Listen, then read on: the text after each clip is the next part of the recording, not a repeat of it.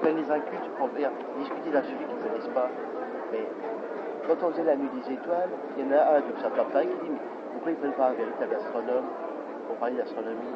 Ils vont chercher des physiciens qui ne connaissent rien à l'astronomie, qui ne connaissent que la physique. Ils savent pas où sont les planètes, où sont les astres, ils ne savent rien. C'est nous qui leur faisons les photos. Ils ne savent pas ce qui se passe. Il y avait des mesures de sonde sur le Soleil. Oh, pour eux, que Mercure passera devant, ça va pousser des mesures.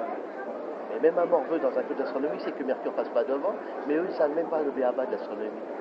On les appelle astrophysiciens, mais ils ne connaissent même pas le b.a.-ba de l'astronomie. Puis Daniel Cote est un physicien. Ils ne connaissent pas l'histoire non plus, oui. Il ne connaît pas l'astronomie. Il s'est dit astronome. Et le dernier exposé chez nous, c'était le public qui lui expliquait les symboles des planètes parce qu'il ne les connaît pas. Vous voulez dire que M. Kunt, il n'est pas astronome? Physicien, Oh là là. mais pas astronome. Et alors, tu peux aller voir la vidéo sur YouTube bon de la conférence. Ah bon? Où est-ce qu'on la trouve, la vidéo sur Je YouTube? donnerai l'adresse. Mais ça a été filmé, donc tout le monde peut voir cette vidéo que là en libre service de par la Société astronomique de France, où il ne sait même pas les symboles des astres. Oui, enfin bon, ça c'est dommage, oui. Pour un astronome, Surtout qu'on les utilisait en astronomie aussi, comme en astrologie. Bah oui, ils sont dans les éphémérides, de la théorie. Ah oui, non, mais c'est curieux. C'est vrai que alors ça, c'est vraiment une question intéressante. C'est-à-dire qu'effectivement, ces astronomes, ils se croient chargés de parler d'astrologie. Hein, l'autre jour, il disait, vous savez, moi je disais l'autre jour un argument qui était bon. Il dit, nous, on est obligé de parler d'astrologie parce que les gens nous posent des questions sur l'astrologie. Ah oui. Alors il dit, alors, puisque les gens nous posent des questions sur l'astrologie, donc on est légitimé à parler d'astrologie. Voilà, alors, donc on est obligé, donc voilà, on est obligé d'en parler parce qu'on nous pose des questions là-dessus. Mais en réalité, on s'aperçoit bien qu'en réalité, l'astrologie ne parle pas de l'influence des astres en tant qu'astres. Elle ne dit pas les astres agissent comme ça. Elle dit les hommes leur ont accordé une certaine importance, les considèrent comme signaux. Ça ne concerne pas les astronomes, ça. Les astronomes peuvent dire tout simplement on ne connaissait pas ces signaux-là. Ah, si un astronome me dit on ne connaissait pas Saturne il y a 10 000 ans, je dis ah bon, il y a un problème. S'ils remettent en question des trucs qu'on dit, mais si du moment que Saturne existait, on a le droit de. On peut imaginer que les populations se sont servies de Saturne comme ils l'entendaient. Et c'est pas les astronomes qui vont nous dire on n'a pas le droit de se servir de Saturne.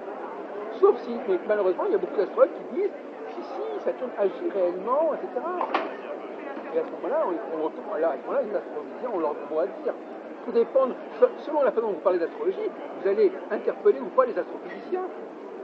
Si vous laissez simplement un phénomène anthropologique que les hommes ont intégré des planètes dans leur mode de fonctionnement, mais qui leur ont donné des significations et des fonctions qui n'ont rien à voir avec une réalité en soi, c'est simplement eux-mêmes qui ont créé cette réalité, ils se sont programmés par rapport à ces configurations. Mais on n'a jamais dit que ces configurations avaient une réalité en soi, elles existent visuellement.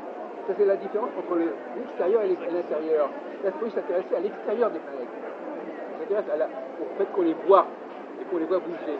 Maintenant, comment elles sont intérieurement, le problème, ça c'est de l'astrophysique, ça. Mais ils n'avaient pas les moyens, de. Non, mais ça ne les intéresse pas. Ils voient qu'une planète, ce qui les intéresse, c'est de voir qu'une planète se lève. Mais même si ça les intéressait, ils n'avaient pas les outils. Oui, mais de toute façon, ça ne les intéresse pas. Ça ne nous intéresse pas. Même aujourd'hui, ça ne nous intéresse pas. Je ne suis pas sûr qu'un grand prêtre babylonien n'aurait pas aimé avoir des satellites qui explorent la Lune. Mais non, parce qu'ils avaient. Ils n'avaient pas les outils. Ils avaient besoin. Moi, je dis, l'astrologie est construite selon des besoins et des moyens. Quel besoin? Elle a besoin d'avoir des planètes qui créent un calendrier. Mais pas un petit calendrier mensuel, mais un calendrier sur 7 ans, par exemple, sur des bases. Les moyens, c'est ce qu'ils connaissaient des planètes, c'est ce qu'ils envoyaient. Voilà. Et ils ont construit leur astrologie à partir de ça. C'est comme si je vous disais, vous avez fait une cuisine, vous avez inventé de la cuisine, vous dites, voilà, vous avez préparé cette bouillabaisse.